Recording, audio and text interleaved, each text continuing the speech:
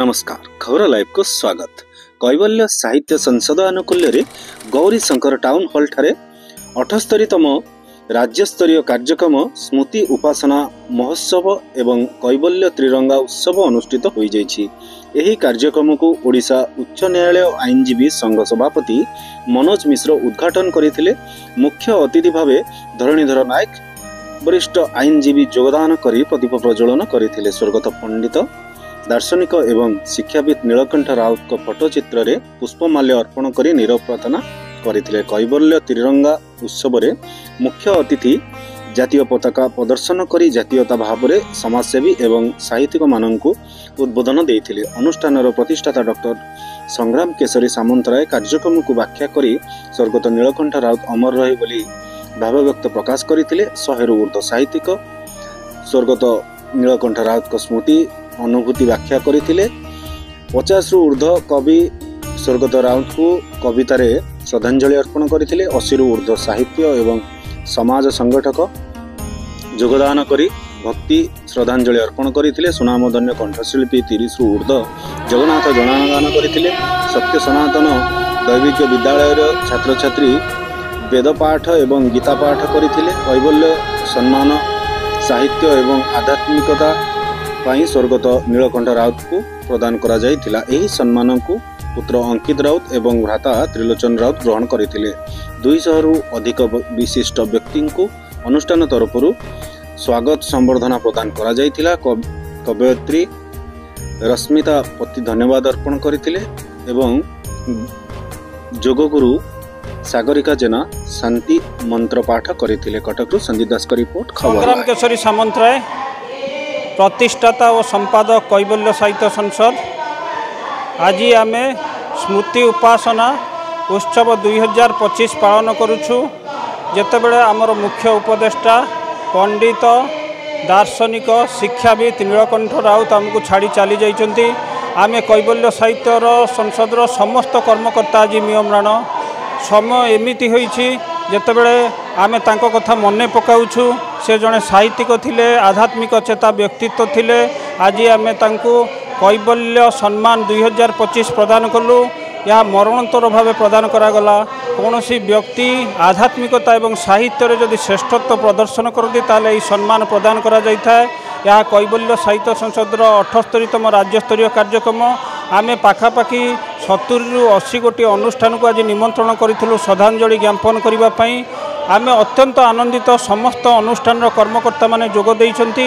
आज ओडिशा रे प्रत्येक कोण अनुकोण रे यह गुंजरित हेबो जे कैवल्य साहित्य संसद स्मृति उपासना जो भली भाव पूज्य पूजार करिछि ता आगामी दिन रे गोटे इतिहास होई रहिबो। एवं आमर प्रणम्य व्यक्ति आमे तांको नाम रे गोटे पुरस्कार मध्य छात्र छात्री मानकु दबु समय देखी एवं ताकु प्रतिवर्ष करिवु। आध्यात्मिक साहित्य आज गोटे नुआ कथा करागला। आज आमर समस्त कर्मकर्ता माने तिरंगा उत्सव पालन कले। समस्ते देशात्मक बोध संगीतर ताले ताले तिरंगा धरी आमे भारतीय बोली गर्व अनुभव कलु। आध्यात्मिक चेतना भितर जगन्नाथ जनाण भक्ति नैवेद्य भक्ति अर्घ्य आमे अर्पण कलु एवं समस्ते आज आनंदित। आध्यात्मिक स्वर एते महान, भारतीय संस्कृति एते महान, यह जुग को एक निदर्शन हो रहिबो। समस्ते एकत्रित, सबु अनुष्ठान एकत्रित। कटक माटी आज पवित्र होइछि। कटकर यही परंपरा सबु अनुष्ठान पालन करंतु। जो वयोज्येष्ठ व्यक्ति माने छाड़ी चली जाउछन्ते आमे मध्य सहयोग करिवु। ए कैवल्य अनुष्ठान साहित्य अनुष्ठान तांको सहित रहिबो। धन्यवाद, नमस्कार।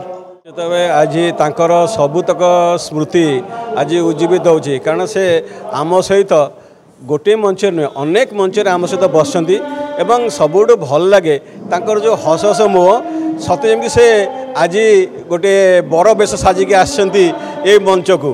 तेणु सब गोटे वेल ड्रेस्ड सबुठ सुंदर ड्रेस पिंधिक आसथिबे माने ट्राउजर पंजाबी हो बा धोती पंजाबी हो गोटे बेकार गामुछा पड़ो आ सुंदर भाव में मुंडर केश को सजाई आसी हस हस मुह जिते जो देखा जदि मनकर कथा प्रसंग में कहवाक भूली जाइए ना प्राध्यापक डॉक्टर कलिमुल्ला कहे भाई मुझे भूली जाइए टे क्षमा करिए मुझे नहीं क्षमा नहीं अंतर अच्छी पार्टी न बाहर कौन भितर तो अच्छी ना तेणु आम अनेक समय बहु सभा समिति आम बसु नीलकंठ बाबू आज नहांती कारण हठात एमती किसी लोग संसार चली जाऊँच अनेक समय कारण विधिर विधान के करवान जी आसी से निश्चय जीव किंतु गला पूर्व जदि किसी स्मृति किसी जदि आमको छाप छाड़ी जाइथिबो आमे ताकू मने पकेबा तेणु कैबल्य साहित्य संस्था एवं अन्य साहित्य संस्था सहित से उत्तपोत भाव जड़ित थे कह गले से जड़े अध्यापक आमरी बंधु जड़े एवं जड़े दार्शनिक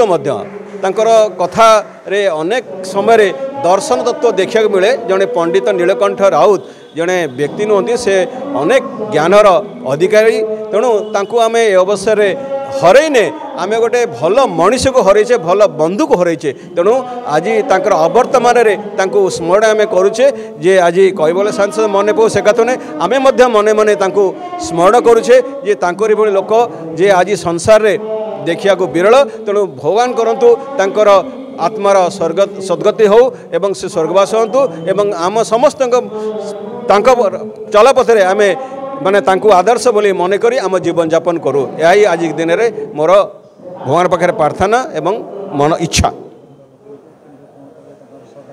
कौन करी नीलकंठ राउत मोर तो आत्मीय माने निज भाई मोर माने भाई माने बापा सी मोर भी बापा होकर थे आ दीर्घ 58 वर्षर अनुभूति तो ये बाइट रे ये 2 मिनट रे मुझे कौन कहि माने कहले भी मो आखिर लुह भी चली आस तेणु